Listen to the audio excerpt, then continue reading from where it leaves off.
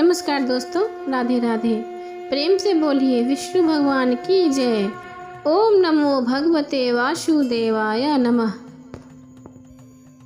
गुरुवार का दिन भगवान विष्णु को समर्पित होता है। इस दिन भगवान विष्णु और केले के पेड़ की पूजा की जाती है। इस दिन पीले वस्त्र ही पहनने चाहिए क्योंकि विष्णु भगवान को पीला रंग बहुत ही प्रिय होता है और जो लोग व्रत करते हैं उन्हें पीला भोजन ही खाना चाहिए।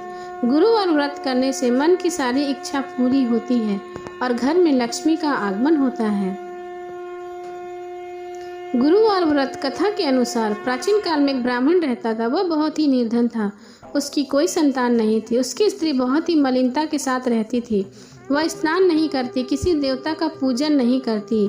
इससे ब्राह्मण देवता बड़े ही दुखी रहते थे। बेचारे बहुत कुछ कहते किंतु उसका कुछ परिणाम न निकलता। भगवान की कृपा से ब्राह्मण को स्त्री रूपी कन्या रूपी रत्न पैदा हुई। कन्या बड़ी होने लगी तो प्रातः कर स्नान कर विष्णु भगवान का जाप और बृहस्पतिवार का व्रत करने लगी। अपने पूजन पाठ को समाप्त करके विद्यालय जाती तो अपनी मुट्ठी में जौ भरकर ले जाती और पाठशाला के मार्ग में डालती जाती। तब ये जौ स्वर्ण के हो जाते।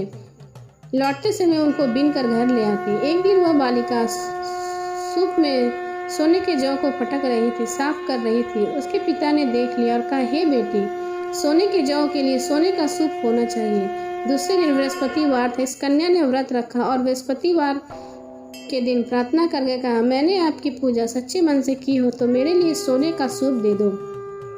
बृहस्पति देव ने उसकी प्रार्थना स्वीकार कर ली। रोजाना की तरह वह कन्या जौ फैलाती हुई जाने लगी। जब लौटकर जौ बिन रही थी तो बृहस्पति देव की कृपा से उसे सोने का सूप मिला। उसे वह घर ले आए और अपने सोने की जौ को साफ करने लगी, परंतु उसकी माँ का वही ढंग रहा। एक दिन की बात है, वह कन्या सोने के सूप में जौ साफ कर रही थी। उसी समय उस शहर का राजपुत्र वहां से होकर निकला। इस कन्या के रूप और कार्य को देखकर मोहित हो गया तथा अपने घर आकर भोजन तथा जल त्याग कर उदास होकर लेट गया। राजा को इस बात का पता चला तो अपने मंत्रियों के साथ उसके पास गया और बोले, हे बेटा, तुम्हें किस बात का कष्ट है सो कहो। किसी ने अपमान किया अथवा और सो कारण हो कहो, मैं वही कार्य करूँगा जिससे तुम्हें प्रसन्नता हो। अपने पिता की राजकुमार ने बातें सुनी तो वह बोला, मुझे आपकी कृपा से किसी बात का कोई दुख नहीं। किसी ने मेरा अपमान नहीं किया, परंतु मैं इस लड़की से विवाह करना चाहता हूँ जो सोने के सूप में जौ साफ कर रही थी। यह सुनकर राजा आश्चर्य में पड़ गया। बोला, हे बेटा, इस तरह की कन्या का पता तुम ही लगाओ, मैं उसके साथ तेरा विवाह अवश्य ही करा दूंगा।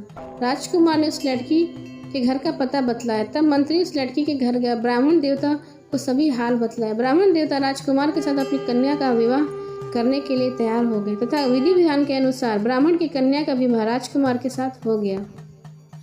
कन्या के घर से जाते ही पहले की भांति उस ब्राह्मण देवता के घर में गरीबी का निवास हो गया। अब भोजन के लिए भी अन्न बड़ी मुश्किल से मिलता था। एक दिन दुखी होकर ब्राह्मण देवता अपनी पुत्री के पास गए। बेटी ने पिता की दुखी अवस्था को देखकर अपनी माँ का हाल पूछा। तब ब्राह्मण ने सभी हाल कहा। कन्या ने बहुत सा धन देकर अपने पिता को विदा कर दिया। इस तरह ब्राह्मण का कुछ दिन सुखपूर्वक व्यतीत हुआ। कुछ दिन बाद फिर वही हाल हो गया। ब्राह्मण फिर अपनी कन्या के यहाँ गया और सारा हाल कहा तो लड़की बोली, हे पिताजी, आप माता जी को यहाँ लिया आओ, मैं उन्हें विधि बता दूंगी जिससे गरीबी दूर हो जाएगी। वह ब्राह्मण देवता अपनी स्त्री के साथ अपनी बेटी के यहाँ पहुँचा तो पुत्री अपनी माँ को समझाने लगी, हे माँ, तुम प्रातःकाल प्रथम स्नान करके विष्णु भगवान का पूजन करो तो सब दरिद्रता दूर हो जाएगी। परंतु उसकी माँ ने एक बात नहीं मानी और प्रातःकाल उठकर अपनी पुत्री के बच्चों का जूठन को खा लिया। इससे उसकी पुत्री को बहुत गुस्सा आया और एक रात कोठरी से सारा सामान निकाल कर अपनी माँ को उसमें बंद कर दिया।